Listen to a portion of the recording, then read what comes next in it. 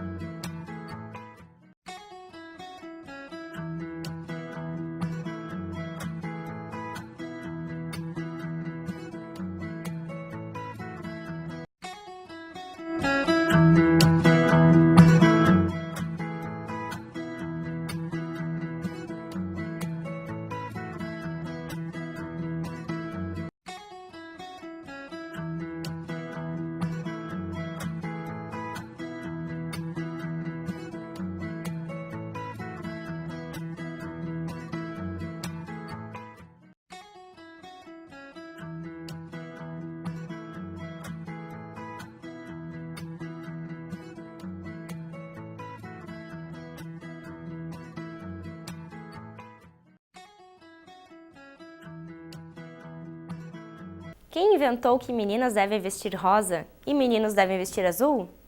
Desde muito cedo, as crianças são orientadas por uma grande quantidade de regras culturais, que vêm de pais, amigos, escola e, sobretudo, da mídia.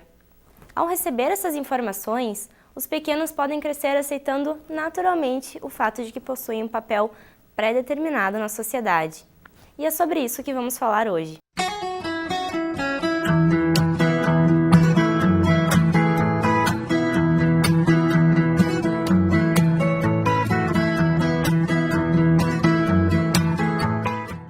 Associar aventuras a meninos e bonecas e maquiagens a meninas pode parecer tão natural. Essas relações acompanham as crianças nas roupas, nas brincadeiras e até mesmo no material escolar. A construção de gênero e sexualidade ocorre inserida no mundo no qual vivemos. Contudo, cabe perguntar: quem tem o direito de determinar o papel de cada um na sociedade?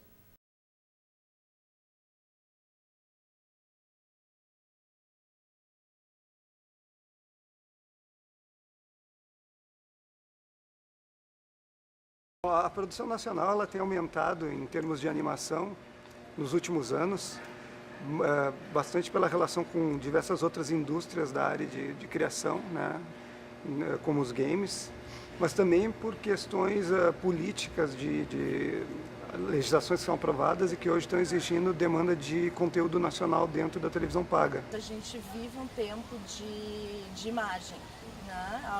Audiovisual seria um tipo de narrativa a partir da imagem. Como educar desde de tenra idade esse olhar para o audiovisual também.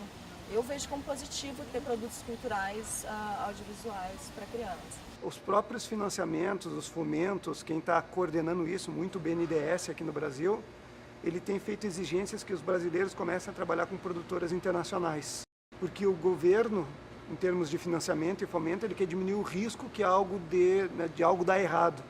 Esse risco seria o processo de produção, né?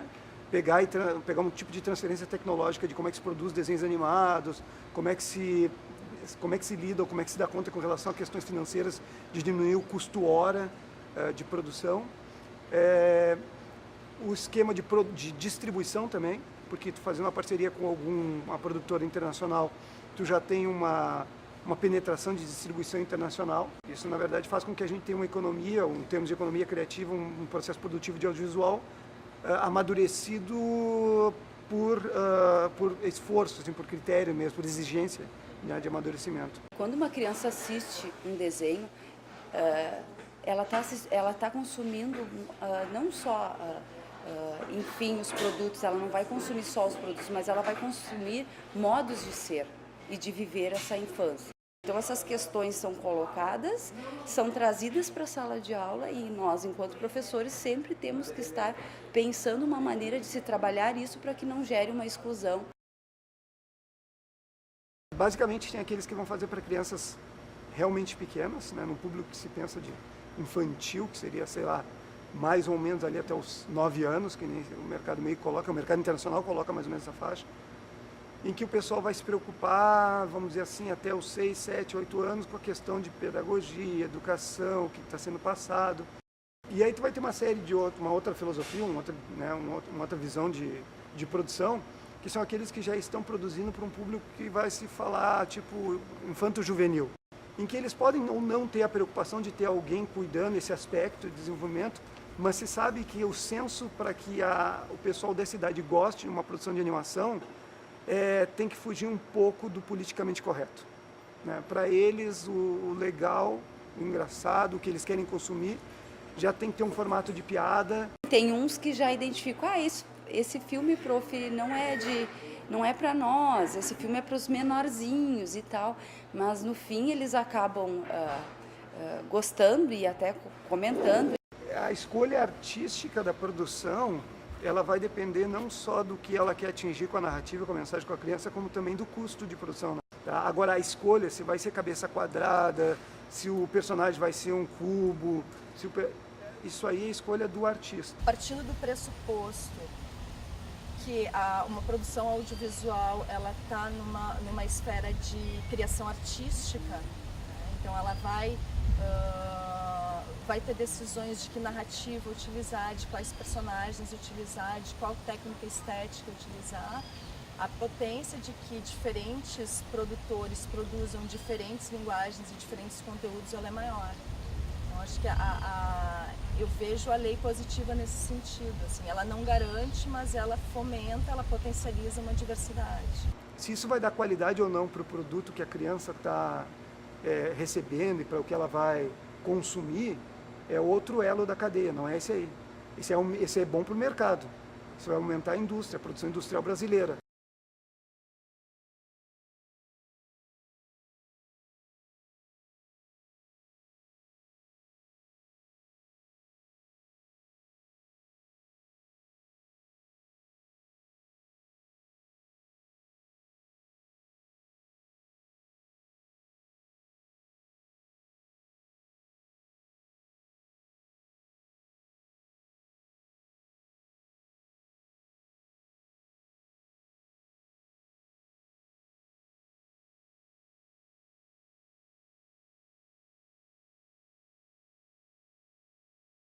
No bloco a seguir, confira como o comportamento adulto influencia a vida dos pequenos.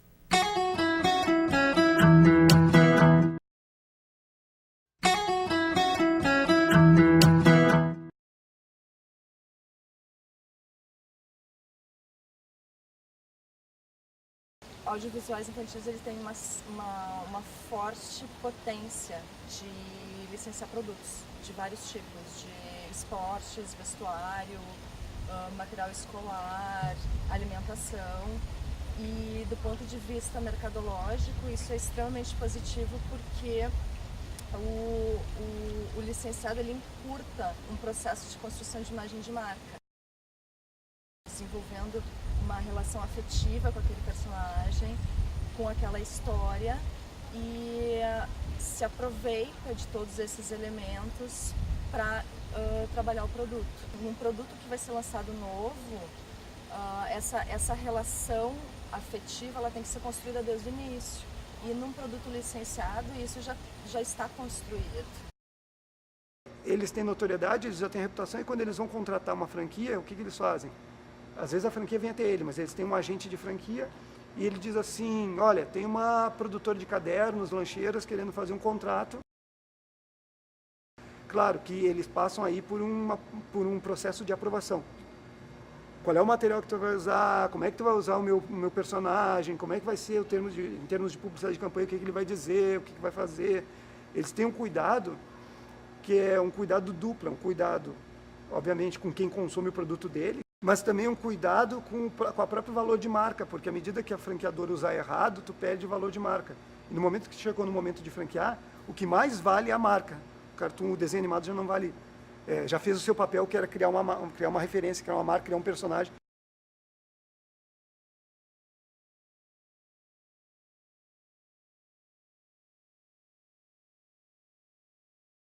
Esses produtos eles entram justamente por estar em foco, eles estão aparecendo muito na mídia, então eles acabam tendo uma notoriedade muito grande entre as crianças e eles acabam trazendo.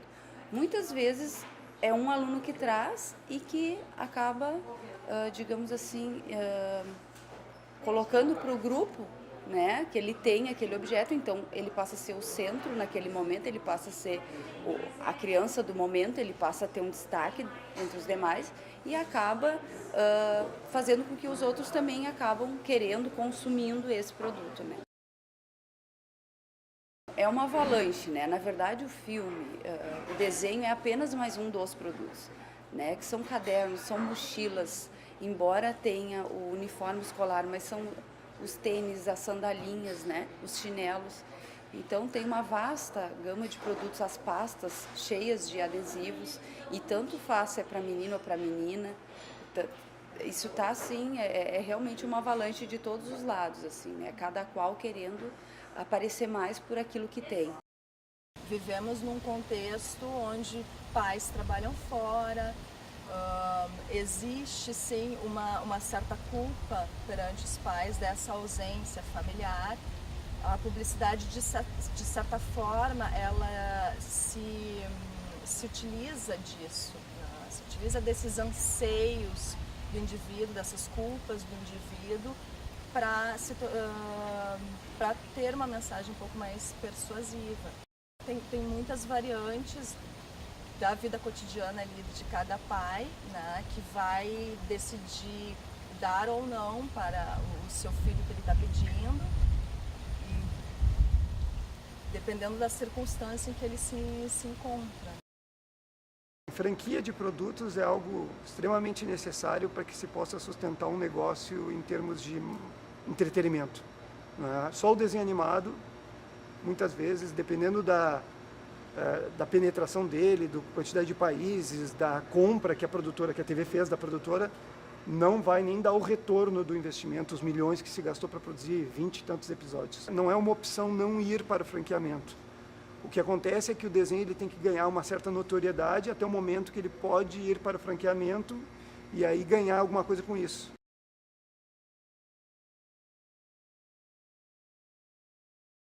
Alguns deles têm maior ou menor filosofia de manter o desenvolvimento dessa criança ou desse público infantil. Tem outros desenhos animados, outras marcas que se perdem ao longo do caminho. Depois que foram franqueadas, elas esquecem o tipo de filosofia que elas tiveram de base, vamos assim, entendeu? Essa diferença de trabalhar um público adulto e um público infantil dentro da agência de publicidade, ela pouco existe. Às vezes, quando o produto é um alimento, talvez o assunto surja um pouquinho, né, até onde se pode ir em função de ser um alimento industrializado, que não contém nutrientes apenas saudáveis, mas não é uma discussão que tome corpo dentro de uma agência de publicidade.